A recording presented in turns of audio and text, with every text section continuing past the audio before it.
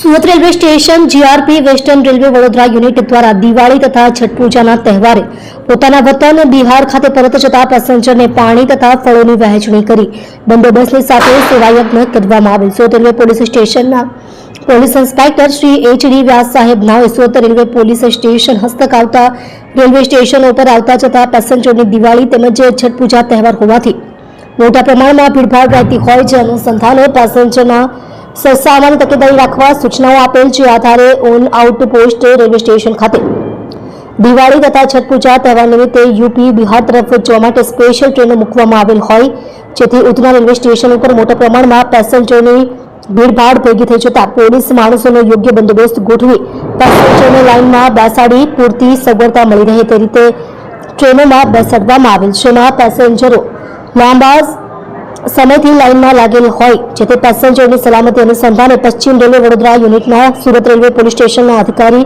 કર્મચારીઓ દ્વારા પેસેન્જરને પાણી તથા કેળાનું વિતરણ કરી સેવાનું ઉત્તમ ઉદાહરણ પૂરું પાડવામાં આવે.